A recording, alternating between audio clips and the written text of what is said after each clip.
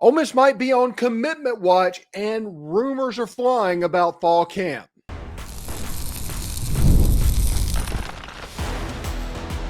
You are Locked On Ole Miss, your daily podcast on the Ole Miss Rebels. Part of the Locked On Podcast Network, your team every day. Welcome to the Locked On Ole Miss podcast, the most watched Ole Miss podcast around. I am your host, Steven Willis, a 10-year veteran member of the national media and a former Ole Miss staff member. On today's show, we talk about fall camp and the battle for the most important position of fall camp, and that is right tackle. And we wonder who is going to be the winner in that position. We also talk about some of the questions going into camp and players to watch that we are going to be keeping an eye on next week, because rumors are actually starting to fly. I don't know how valid they are, but they are starting to fly. But first, we talk about the impending commitment of Nassir, NASCAR McCoy, that is set for tonight. And we try and talk about whether or not that commitment will be Ole Miss. We'll talk about all of that next. Thank you for making Locked On Ole Miss your first listen every day, and a special hello to the everydayers who make this show what it is. Do us a favor, like, subscribe, and comment on this video. It costs absolutely nothing, but keeps everything free. And don't forget to check out a second listen on the network. Nearly every team, college or pro, is ready for you at the touch of a button. Today's episode is brought to you by FanDuel. Right now, new customers can get $150 in bonus bets when your first $5 bet wins. Ole Miss is on commitment watch for Nassir NASCAR McCoy. He commits tonight from 6 o'clock Eastern to 10 o'clock Eastern is the ceremony. I don't know everything that's going to happen there, but if he commits to Ole Miss, we will do a reaction video at some point over the weekend or on Monday's show. So we will talk all about NASCAR McCoy and what he provides as a player. This is an athlete that everybody should pay attention to when he's having hats on the table for Miami and Michigan and Georgia and Texas A&M. NASCAR McCoy's name should be taken seriously, but he is not the finished product. He is not the polished product that some of the other prospects are, but he flashes at an extremely high level, a level that even 5 stars have trouble getting to from time to time. There are flashes of that happening. He just needs to be a little bit more consistent. That is the reason he's fallen down the rankings a little bit. He is a 3-star on Rivals. He's a 3-star on 247. He's a 4-star on ESPN, a 3-star on the Rivals consensus ranking, and nearly a 4-star there. He's rated as the number 471 player in the country, the number 39 safety, and the 50th player in the state of Georgia. He attends Buford High School, which, if nothing else, it's good to get into that high school. But, man, Georgia is pretty loaded if this guy is number 50 in the state. NASCAR McCoy at the very highest level is somebody that makes elite level plays, unbelievably ball skills. He seeks out the ball. He's one of those players similar to Mike Hilton, who is also from Georgia, by the way, that the ball just seems to find where he is. Whether it's going to the other team, he's getting an interception. If there's the ball on the ground, he's there to pick it up. That is a gift that is pretty rare. You look at some of the players that Ole Miss signed a year ago, like MJ Preston had a little bit of that same stuff to his game at IMG Academy. But NASCAR McCoy can help a team. And if he becomes a more consistent player, he will find himself on the field and likely at a slot corner type position, used similarly to the way that Ole Miss used Mike Hilton. Not comparing him directly to Mike Hilton. I'm saying they play the game of football in a similar type of way. They see it the same way. And when you look at his highlights, you can see that he is a really good player with the ball in the air. He is able to track the ball and the man running the route. That's a rarity for high school, believe me on that one. And him being able to do two things at once, it makes him a little bit more of a ball hawk. If people my age or older remembers when Deion Sanders was actually playing football and not getting headlines for coaching football, or Terrell Buckley, who was at Florida State as well, and Ed Reed and these elite ball winner defensive backs, they had the ability to cover their man, but also track the football. Lots of players cannot do more than one thing at once. And because of that, they have to take their eye off the ball to make sure they're on the man, and their ball skills aren't quite as good. That isn't the case with NASCAR McCoy. He is somebody that makes plays. He's always around the football. When he gets his hands on the football, he usually makes a play. He's a safety in the rivals' rankings. You could probably see him out at corner as well. Pete Golding, everybody knows, has a unique philosophy when it comes to safeties. He is willing to take cornerbacks that don't run at an elite top level and make safeties out of them. He has no problem taking a corner and making a safety out of them. John Saunders was a corner at Miami of Ohio before he came to Ole Miss and became a lockdown, very important safety. So NASCAR McCoy being listed as a safety, it's a little bit interesting because if you look at his frame, a little bit slight of frame, he needs to hit a training table in a college weight program. But everybody sees those ball skills and how he can make your team immediately better with what he does. They see him make play after play after play, and the consistency isn't quite there yet. The size isn't quite there yet. But this is a lottery ticket if he commits to Ole Miss. He is somebody that, if he commits at the highest level, is a honey badger, a Mike Hilton type player. That is the ceiling for NASCAR McCoy. If not, he's somebody that can take advantage of special teams and contribute there. He is somebody that absolutely deserves a scholarship and is a very, very good player. And as an added bonus, gets you into Buford yet again. More and more tentacles around these big programs are a good thing, and NASCAR McCoy provides that. Other commitments out there, because everybody might have heard that the NIL adjustments to where collectives now are okay, and the NCAA and NIL Go is going to push them through, and it's kind of a status quo thing. It means that the Texas Techs and the people are dropping a ton of money that were breaking the rules that everybody kind of thought there might be. Everything's going to go that direction. The way that Ole Miss behaved in the last transfer portal cycle, Walker Jones has to reset a little bit before signing day, because now, even on the players that are committed to your school, there's going to be people coming in, and the price of poker just went up, essentially. But Ole Miss is in a position to where, with Deuce Geralds, with Jace Matthews, with Tristan Keys, with the players that Ole Miss missed on in state, they can get back into in a hurry, because now the collective can actually behave like the collective. Everybody knows Walker Jones is one of the best at his job. That's the reason he's up on Capitol Hill answering questions. We've had him on the podcast. He is very good at what he does. This is going to help the rev share that has been going on, the capologist, where you're looking and evaluating players based off of a monetary value, the way they've been doing it. Now you have a little bit more wiggle room. You have the ability to perform at a different level. So we'll see how the Deuce Geralds goes, the Tristan Keys, the Jace Matthews, the Emmanuel Tuckers, the state of Mississippi players that are leaving the state. Now with these new NIL rules that Lane Kiffin is unbelievably going to adopt, he's going to do that. He's an early adopter. You can see where recruiting might be about to take a little bit of a bump. Now, I talked to Brian Smith, the Florida football scout, last night. Official visit season's over.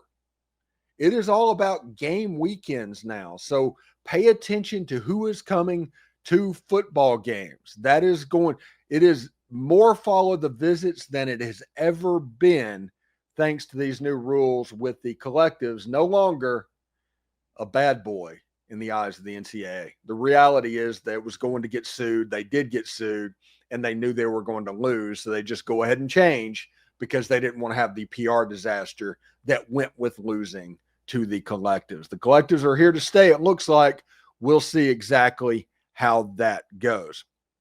Listen, fall camp is less than a week away, and there are plenty of questions and key players to watch as things get underway, and rumors are actually starting to fly. We break all of those down next. You know, summer is in full swing, and whether you're about baseball under the lights, golf on the green, or high-stakes soccer action, FanDuel is the best way to make every game even more exciting. You're already following the action. Why not make it a little bit more thrilling? With FanDuel, you can get in on the game while your friends are getting sunburned at the beach. I've been using FanDuel to track my favorite matchups, and the app keeps it fresh with daily promotions and fun ways to actually bet. Right now, my mind is completely on the August 30th matchup with Georgia State and the Ole Miss Rebels. And right now, Ole Miss is a 37-point favorite to win that game. That's a pretty good line, right? Well, if you're new to FanDuel, new customers can bet just $5 and get $150 in bonus bets if that first bet wins. Open up the FanDuel app today or visit FanDuel.com to get started. Okay, fall camp is just about a week away from today. It's about a half a week, honestly. They'll report for physicals, I think, Wednesday or something like that. And fall camp will be on Thursday or something like that. The exact date is slipping my mind at the moment, but middle to late of next week, fall camp begins. They start their acclimation training and things like that and end up in shirts and shorts with a helmet the first day. And they go through the whole acclimation period by the NCAA, and they start fall camp. We'll have Michael Katz on the show. We'll have Dalen Flowers on the show. We have eyes and ears inside that camp. So whenever they're allowed in, you're going to hear about what's going on here. So the number one question going into fall camp this year is Austin Simmons, because it is. Nobody has seen him start a game at Ole Miss. So he is going to be the question mark going into fall camp.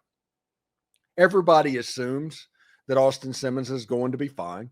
Everybody thinks he is going to be a star, and I think he has a chance to be a 1-1 level player. I mean, so everybody's going to ask, well, why are you paying attention to this? Because we've been burned, especially if you are of a certain age. You've been burned before. Everybody talks about Michael Spurlock in 2004 after he replaced Eli, and there was a huge drop-off, and there's a quarterback problem throughout the year. You ended up with Ethan Flatt taking snaps and ended up with Robert Lane playing quarterback, starting with the hype that was around Michael Spurlock. That was all the hype that was coming out of that building, was how much of a player and how much athletic ability Michael Spurlock had. I'm going to say right now, Austin Simmons is not Michael Spurlock. Austin Simmons is a polished player. He's everything that a Lane Kiffin offense would be in favor of and what you want playing quarterback for your team, potentially. He's already graduated from college, so that's a check. He is graduated from high school 2 years early. This is supposed to be his true freshman year. Above the shoulders, everything you could possibly want. All the processing ability. He sees the game in a very fast way at a very high level. And then you look at his arm. He throws 95 miles an hour from the left-handed side. He's a left-handed quarterback that came in against the Georgia Bulldogs and looked 300 or 400% better than Arch Manning did going up against the same defense. Austin Simmons is going to be fine. And if you look at him a year ago, he's 19 of 32, 282 yards, 2 touchdowns, and no interceptions. He had a touchdown pass to, I think, Daquan Wright, maybe against Arkansas, and he had a touchdown pass to Caden Lee against Furman. These numbers are better than what Eli Manning put up as a redshirt freshman for Ole Miss They're what you want a backup quarterback to be. It was solid. When Jackson Dart went out, nobody was worried about who came in because of what Austin could do. Austin was a big-time player. Now, if you look at ChatGPT, we decided to have a little bit of fun and ask them to simulate the entire season. They think he's going to end up 301 for 460, 3,703 yards, 30 touchdowns, 8 interceptions. A little bit of a run and gun philosophy for Austin Simmons this season. I think Austin's going to be fine, but that is still going to be the position that everybody is going to be looking at whenever they walk into the building the first time they are able to see the Rebels. That's just the way it works. Everybody wants to see the quarterback. The quarterback's the most important player on the field. Ole Miss has a new quarterback, so that is going to be the main story going into fall camp and beyond. So that is interesting. So which players am I watching in this fall camp? This season in fall camp, what are the 3 players that I'm going to keep an eye on? And I've heard rumors about all 3. And I emphasize rumors on this one. Everybody wants rumors. Everybody wants you to talk. Not verified or anything like that. It's just people talking. This is what's going on. So 3 players that I am watching. Starting with Caleb Odom, the transfer from the University of Alabama. After Luke Haas got injured, and he is going to be out for at least half of the season, he's going to be somebody that you have to worry about. Caleb Odom started getting reps at tight end because Daquan Wright is in a black jersey as well, currently going into fall camp. Caleb Odom is getting those reps. It might be a blessing in disguise, this whole Luke Haas stuff, with Caleb Odom embracing the tight end position. He has the body for it. He has the athletic ability for it. He has a chance to be an unreal player playing inside and getting those reps now and making that change now. If he falls in love with the position, he could make millions of dollars for a decade or more playing tight end in the NFL. Caleb Odom is a former 5-star out of Carrollton, Georgia. He is somebody that he's just a really good player. He went to Alabama. Nick Saban recruited him. Nick Saban left shortly after he signed. He decided to see if he liked the new guy that he didn't really know. And they turned out that he decided to go to Ole Miss. Caleb Odom, if he embraces the tight end position, Ole Miss becomes more of a weapon than they were before. We always talk about Caleb Odom and tight end. I've mentioned him having a tight end body and put him in personnel groupings as counted as a tight end. He has that type of versatility, and he is an unbelievable athlete. I like Caleb Odom. He is a player that I'm going to be watching when fall camp starts. The next player is Kewan Lacy. The rumors coming out of the running back room, he's running with the ones. He is somebody that if he picks up the playbook going into the season, he has a chance to break out this season. People have mentioned to me online, they've called me, they've texted me. Everybody has said that if this guy gets it, he has a chance to be something that Lane Kiffin has wanted since he's been at Ole Miss. Ole Miss had Quinshon Judkins. Ole Miss had Zach Evans. But Kewan Lacy has the home run hitting ability and the contact balance to make Ole Miss's football team better. So I'm going to pay attention to the running back room whenever we do shows with Michael Katz or Dalen Flowers. These are 3 players that are going to be asked about every single show until I am satisfied with the answer. The third player is Jalen Braxton. Everybody's like, wait, Jalen Braxton, he's going to be the number 1 cornerback. He was recruited here to be the Trey Amos replacement, stuff like that.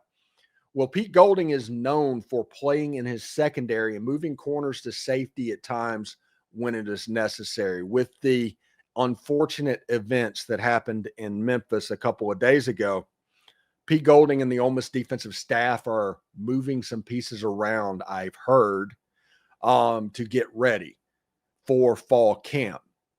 One of those pieces that got moved potentially is Jalen Braxton, who was going to be the number 1 corner. Now it looks like he might be the free safety. It's going to be really interesting to see.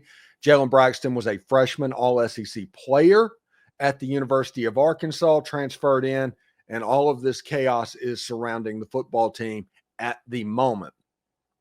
Part of it's the Luke Haas stuff, the tampering stuff from below. That was one of the weirdest stories of the week. What happened in Memphis, as bad as it is, I'm telling you, I've heard rumors on that one as well. I'm not going to say anything about it, but Jalen Braxton being at least looked at as somebody that could play the safety position. Now, there's no guarantee that they're not going to move him back to corner, but I think they also just want to get a look at what exactly they have.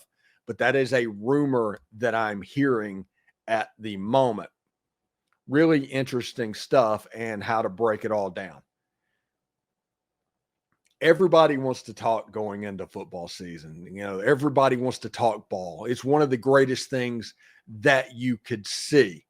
And when you look at where Ole Miss is and how Ole Miss sits at the moment, talking ball kind of feels pretty good. Now, one of the interesting conversations that you can have with people is of the right guard position. So in our final segment, it's the most important year yet for John Garrison and the Ole Miss offensive line. The biggest question mark remains: who's locking down the most important player not named quarterback on the field? And that's a right tackle. We'll talk about all of that next.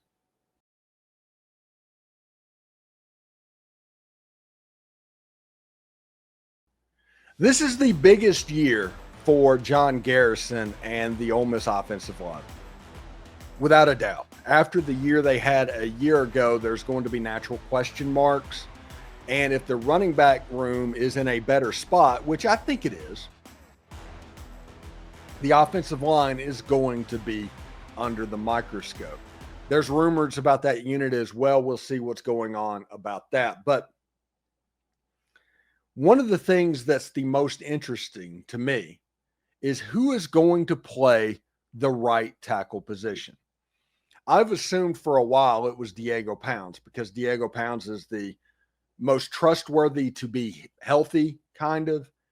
And he has the position of playing left tackle, which means if he's ambidextrous at all, he has the ability to move over to the right side of the line and he can mirror image what he was doing on the left side. He was pretty good by the end of the year. Jayden Williams, talent-wise, probably the best offensive lineman on the team, but every single year he seems to get injured. So the question becomes, between those two, who plays the right tackle position? Because I've seen it both ways. The one thing that I haven't seen is Terez Davis, but Terez Davis, he's just a sophomore. He's going to be around. And as the third tackle, I think the tackle position at Ole Miss kind of in good shape. And I think it was Billy Empati or Chuck Rounsaville, whoever it was, I apologize to. I forgot it exactly, but mentioned that Devin Harper, the freshman out of Shreveport, Louisiana, is playing tackle as well. That is interesting to what's going on, but it still doesn't answer the question who is going to play right tackle. Diego Pounds, from everything I saw, was lining up on the left during spring, but there's no guarantee that it's going to be that way in the fall. And technically, they're practicing now with what's going on. Coaches are allowed to be on the field with some of these players, and they're doing football drills without them being football drills from time to time. Getting ready for the start of fall camp, the start of getting serious, who is going to play that right side? Remember, this season you have a left-handed quarterback, so it's blindside is the right tackle spot, not the left tackle like it has been for the last, the last left-handed quarterback for Ole Miss, Brent Schaefer, probably. Before then, Paul Head. Not many of them happened. Randy Carliner might have been in there. I think he might have been a lefty. But there's not many lefties that have come through Ole Miss. We'll see how it goes. I could have forgotten a name or two. Whenever you see a lefty, you always remember them real quick, and then they just disappear because they didn't necessarily play. I remember going to a game. I'm getting off on a tangent here. It's like in Tiger Stadium. Paul Head started. Ole Miss broke out blue jerseys in that game. That was the only game under Tommy Tuberville, to my knowledge, that Ole Miss wore blue in that LSU game, and Ole Miss got absolutely beat down. I think it was 96 or something like that. Oh, it was bad. It was really, really bad. But the left-handed quarterbacks, the right tackle becomes important. No left-handed quarterback at Ole Miss has been super successful. It doesn't just jump off and thinking about what's going on. You have to go back to like Bobby Garner, maybe something like that, for a lefty that has been really successful. So we'll see exactly how the right tackle position works, because Austin Simmons needs to have faith that the blind side is going to be taken care of. And he does. The tackles, by far the best positions on Ole Miss's offensive line, bar none. The best two offensive linemen are likely the tackles, maybe even Therese Smith. The interior, you have Patrick Kutas. You have Delano Townsend, who is making a impression, so to speak. And we'll see exactly how that other guard spot goes, how the center spot goes. All of that gets worked out during the fall, because we know that they work, and we know that football coaches are very slow decision makers. We know all of that. So we'll see exactly how it goes. But fall camp is just around the corner. I am super excited about that and just can't wait. So thank you for making Locked On Ole Miss your go-to source for Ole Miss sports. We pride ourselves on offering the most comprehensive perspectives, which is why we're the front door of Ole Miss. If you don't believe me, Google Ole Miss podcast and see what comes up. We're 80% of that page. So don't forget to subscribe, like, and comment on this video. It helps the show, and it's completely free. Your support means the world to us. For a second listen, check out the Portal Show. Brian Smith has the latest rumors, portal entries, and signings. Be the most informed fan on the rapid changes to the college football landscape. Find the Portal on YouTube or wherever you listen to podcasts. Hotty toddy, everybody. And remember, analytics is just the old English word that means bad football. We'll see you later.